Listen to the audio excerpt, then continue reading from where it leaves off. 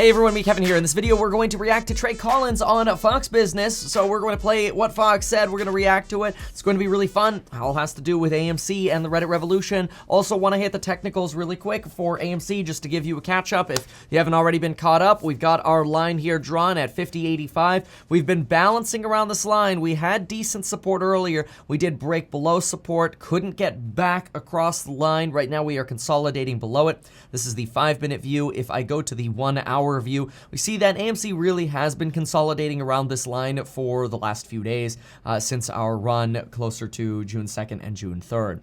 Since then, we've sort of been bouncing around this line. Again, if we break this, it is possible that 40.43 is in the future. Hopefully, we don't break this and we close above the blue line and we keep that support and that momentum moving up. We do have some technicals to consider, though. We could look at Ortex data that shows that about 17 2/3% of shares are available to be lent. We're at 82.35% share utilization versus close to a max utilization 7 days ago, which is when we did see a bit of a squeeze.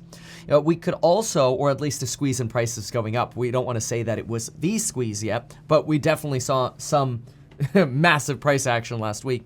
This right here is put-call ratios, or was a chart of put-call ratios. So the higher the number, the more puts you're getting. Lower the number, the less puts you're getting. Right now, we're still at an elevated level of puts to calls. Lots more call action over here. Any number below 1 means more calls. So throughout February and May, we really had mostly calls. But we had massive increases in put purchases at the beginning of, or the end of May here and the beginning of June, this right here being around June 3rd, June 2nd, June 3rd.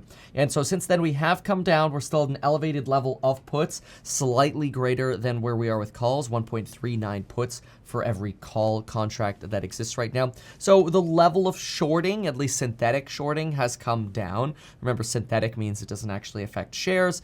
It's just an options play. This is why we can have synthetic shorts, we can have synthetic longs, which is, of course, different than naked shorting, which is a practice that, if intentionally done, is illegal. If unintentionally done, which commonly gets done, is technically not a violation of securities laws.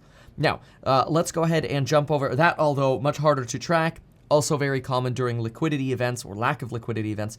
We have plenty of liquidity right now, so we're not expecting too much naked shorting. Instead, we want to keep an eye on those synthetic shares. Then we do also have data on short interest. We're going to go ahead and pull up the Black app just so we can get the latest data here on AMC and GME. And then we're going to go ahead and react to Trey Collins. So take a peek at this here. This is AMC right here. AMC's at 12.5%, GME sitting at 19.26%. But what's more important, folks, is that we pay attention to the actual chart here. You'll notice that we really recently hit this inflection point around June 2nd and June 3rd, which is right around the time we had about a 95% closing day in AMC. Since then, we have seen AMC short interest fall. Now, this data could be wrong. They could be lying to us. They could be screwing us. But this, if this data is accurate, implies that there was at least some degree of squeezing that happened last week. That'd be about an 8 to 9% level of squeezing. Okay, now let's go ahead and react to Trey on Fox Business. We've got the recording right here. Let's hop right into it and share some commentary as necessary. Let's go. Lines, and the pool of names, by the way, continues to widen and they're being swept in. Now, moments ago, just about an hour and a half ago, it got the attention again of the SEC. Of course, they've been looking into this, but now it looks like perhaps Chairman Gary Gensler, who kind of alluded to this at the Piper Sandler conference, that there are considerations being made now for changing the rules on how U.S. stocks are priced and traded. Now, that could include shortening settlement cycles. I want to welcome back to the show the host of Trey's Trades on YouTube, Trey Collins. And Trey, you know, part of this is faster settlements. We know this T+2 is a long time for stocks to settle. It allows for a lot of hijinks, a lot of shenanigans by hedge funds. Your thoughts on maybe a T+0 or T in the evening, getting these trades settled much quicker? What would that do for these shorts to prevent this sort of shorting that we're seeing? Quick update in case this doesn't make sense. Settling is the process of when you sell a stock or buy a stock, your broker fulfills that for you, but it takes 2 days to complete the transaction with the other party, to match up the other person and have money completely clear. in that process, a lot of shenanigans can take place, which is exactly what Charles here is mentioning. This is why blockchain technology has actually been considered a potential solution for settlement timeframes, to where we can get instantaneous settlement or same-day settlement. Same-day settlement is probably going to be much more realistic than instantaneous settlement for the foreseeable future.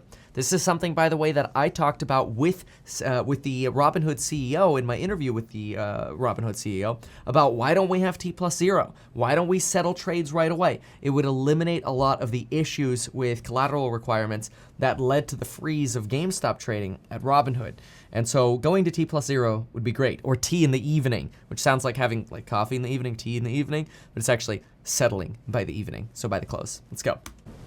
Hey, Charles. Well, first, I'd like to, thank you again for letting me come back on to Fox Business to chat with everybody and represent the apes and the retail investors. It'd be an awesome opportunity because I think what is lacking that Wall Street and the big guys have is opportunity to have information very quickly regarding different short interest data and analytics and what's actually happening in the cycle. Here's a fact. Ortex, which is a short interest data website, has a T2 cycle, meaning that we have 2 days until the return shares on any sort of loan are reported to the average retail investor. And what's sad about that is that the average Wall Street guy will get that information much quicker than the little guy over here on the streets will. It would be a huge, monumental sort of shift that would happen and give some more, availability and free market to the retail investor.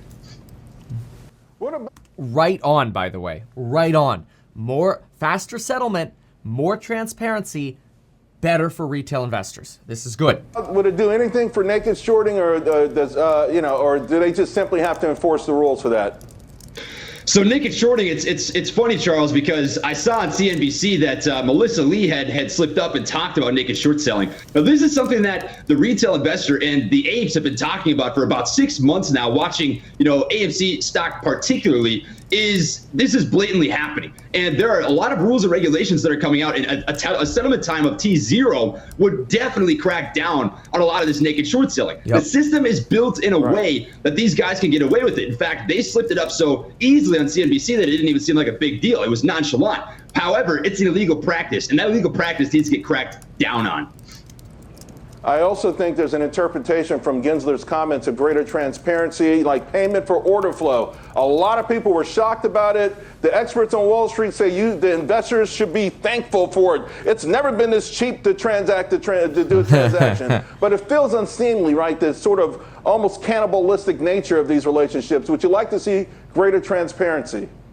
No, I want to interrupt here quickly and just say, what's absolutely nuts about the market maker model of, trying to get you the best execution, is that when it comes to you putting in a trade and then market makers taking your trade and suggesting, we're trying to save you money, so we'll give you the best execution to make sure we can save you as many pennies per share as possible. The reality is there is a premium level of execution, and that premium level of execution is actually better than best, which is really frustrating because brokerages tell us, you're getting the best execution. Don't worry about how the market makers work. You're getting the best. But best is actually not the best. It's just a level labeled best. So it's kind of think of it like there's good and then there's great, except they're calling good best, when in reality great is the best, but they're not telling you that. And that's really, really, really, really annoying. That should be much more transparent.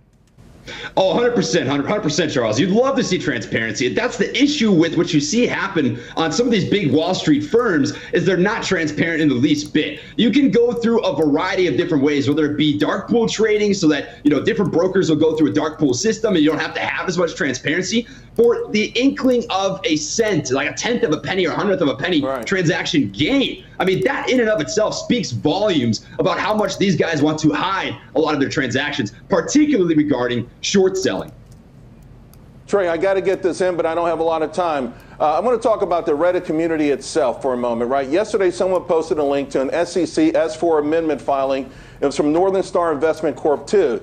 And it pointed to a legal proceeding on page 186 Now, part of it read, plaintiffs allege that Apex, along with over 30 other brokerage, trading firms, and or clearing firms, including Robinhood, Barclays, Citadel, and DTCC, engaged in a coordinated conspiracy in violation of antitrust laws to prevent retail customers from operating and trading freely. Now, to stop losing money on short sell positions. That's what it read. Listen, we're not lawyers. I don't want to speculate on this case at all. I just want to say, to me, it's impressive. The Reddit community, how they unearth things like this. A filing, an innocuous filing, page 186. Why do the pros keep underestimating your intelligence and how committed you are to this? Nice. I think these pros, the people who quote unquote are smart money, don't understand that the retail investor is not stupid. The average person out there can put together a lot of different resources, due diligence, crunch numbers, whatever it may be, and find out some really cool things. This is news, but it's not new news. These are things that we have uncovered over the last 6 months as individual retail investors doing research on the stock. Here's a fact, and this is something that brought me to believe that this could be happening, is the heavy leveraging, the margin debt that you have in the economy right now, the U.S. stock market. There's $847 billion of debt coming from margin in the stock market, and the majority of that. Just so you know, that level of, and I'm going to talk about that amendment in just a moment, but that level of debt is the highest level of debt we have ever seen in margin markets, and it continues to go up. It gained 3% last month. Almost $200 billion has come in the last 6 months. That is not a coincidence. These hedge funds are playing with fire and eventually going to get cracked down on, and that's as simple as it gets. You got to work with me, Trey, real quick. The greatest risk to this movement, is it regulations? Is it investors running out of money? Is it the Federal Reserve hiking rates? So let's quickly discuss this Amendment 64 because it's worth noting. This Amendment 64 that alleges this coordination between brokerages in influencing the price to the benefit of hedge funds. I want to show you exactly how easy it is to find, what it is, and what it means. Okay, so bottom line. Northern Star is a SPAC. They're taking Apex public. Apex works with companies to do security clearing like Webull and M1 Finance. Apex is being sued along with Robinhood and many other brokerages for what happened with GameStop. There are over 30 lawsuits against Robinhood. These are all being consolidated into like a massive class action filing. And so what was actually read, and Charles mentioned this, but it was easy to miss. Charles mentioned that this is a quote from a legal proceeding. It's just worth being very clear here that this is an allegation. So it's an allegation, and all you have to do is type in Robinhood on the Apex filing, and you'll find this. But plaintiffs allege that Apex, along with over 30 other brokerages, Robinhood included, Barclays, Citadel, etc., coordinated in a conspiratorial manner in violation of antitrust laws to prevent customers from operating and trading freely in a conspiracy to allow certain of other defendants, primarily hedge funds, to stop losing money on short positions like GameStop. That's the allegation here. It's worth seeing this in context here. I would just want to make that very clear that it is just a basic summary of the lawsuits that are happening. It's not drawing any kind of conclusion.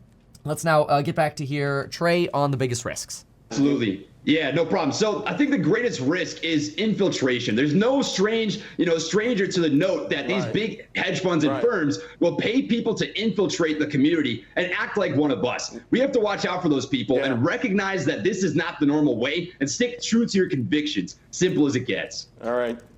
Trey, thank you so much for sharing your comments and good luck on everything. Coming up. Freaking awesome, by the way, that we've got Trey representing the community on Fox Biz. Shout out to Trey Trades. Awesome, awesome, awesome. So let's do a summary here. Okay, so big risk, infiltration of maybe hedge funds dressing up in suits. I'm wearing a suit, but I am wearing jeans. Okay, so that does soften that a little bit. Hedge funds, or maybe not dressing up in suits, but hedge funds setting themselves up as insiders when they're really not insiders. I want to show you, I have 0 put positions or short positions against AMC. I am only long on AMC. I have always promised to you that I would show you exactly what we've got, and I would show that to you no matter what. So we're going to go ahead and show you this. I do believe that right now the momentum, the temporary momentum is in a manner of consolidation for AMC. It is one where we are hunting for a catalyst, and while we hunt for a catalyst, we could potentially trade sideways or down to some other support levels. There you go. There's my live AMC position right now, down about $3,100 to a market value of about 70K. So there you have a full update on AMC from me. I'm super excited for that next catalyst to come. In the meantime, we're hodling. We're looking at other opportunities as well, especially long positions to add. And folks, we'll see you in the next